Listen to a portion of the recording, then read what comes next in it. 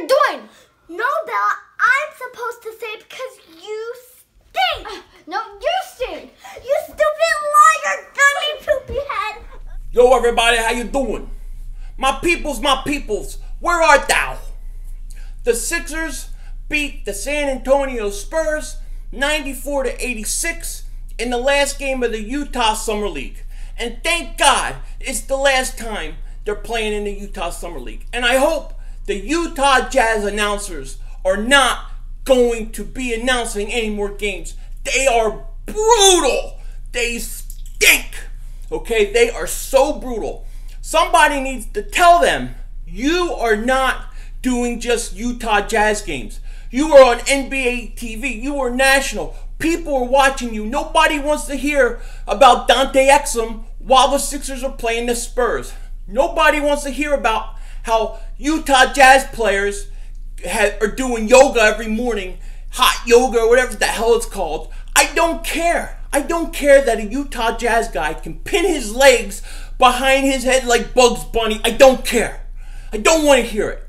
You know what I mean? There's more to this country than the Utah salt mines. Now, talk about the game that is at hand. Okay? And I'll do the same. So, Fultz didn't play tonight, which was very disappointing. Sixers decided to sit him, which to me, he's 19 years old. I wish they would have let him play. Let the kid play. You know what I mean? Are we that scared? Are we that worried about injury now because of the things that have happened to the Sixers that we're going to sit guys and not let them play when other teams are playing their players? I mean, are we that scared? It's like my dad always said, scared money don't win. Scared money don't win. So let the kid play. But he didn't, and what are you going to do? But there's other guys on this team who did play, and they played pretty good.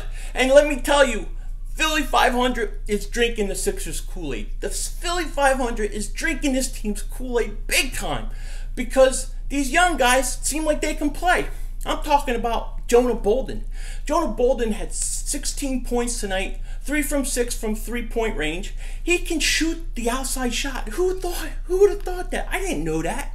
This kid he has a long-range shot, man. He can hit the three.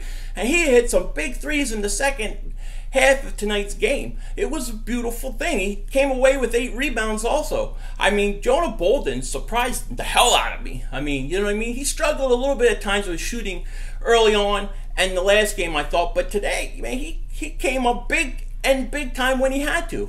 I thought Alex Petraeus, you know, he's a big body dude who's very athletic and can play. He put in 9 points of himself. He's very surprising. I didn't know he was that athletic, and he's a big dude. He's like, I really like him. Then you have Furkan Korkmaz, who he came alive a little bit, I thought, in the second half. He made some shots in the second half, some threes. He also missed some shots, but I just think he looks unsettled. I don't know if he's nervous or what, but he just looks unsettled. I think he's got to have a chance to, you know, to get himself integrated into the team and whatever.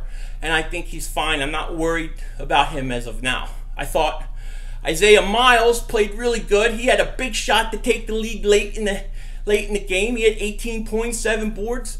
I mean, I think he is going to, you know, he's going to get a job somewhere if it's not with the Sixers. He has been very, very impressive to me. And I thought, you know, he came out of nowhere. You know, I didn't know anything about him before tonight, you know, or the other night. Then you had Brandon Austin, another guy.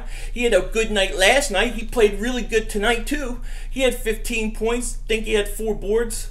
I mean, these are young guys that, you know, that can play. They can play. And the thing with the Sixers, right? The thing with the Sixers is all these years that we've been rebuilding, it's like we need players. We need shooters. We got players now. We got shooters, even young guys. Some of these guys aren't going to make the team. And we got some guys that can play. The Sixers are up and coming in a big way, man. In a big way. This team is building a monster. You can feel it. You know it. We all know it. You know? And I think it's funny because I was talking about the announcers earlier. I don't think they like the Sixers. I really think the NBA doesn't like the Sixers because of the way they built this thing, and they have a sour taste in their mouth when it comes to the NBA. But It's not going to matter. The fans are going to think this is the darling team of the NBA because they're going to be the team that beats all these super teams down the road because they did it through the draft and through their own system, which is beautiful. So, Sixers, they win again. Well, they win for the first time, but they're off to Vegas for the real big summer league, the one that I really like to watch. And hopefully Fultz will play a lot more, and we'll see what happens. But the Sixers, they're looking good.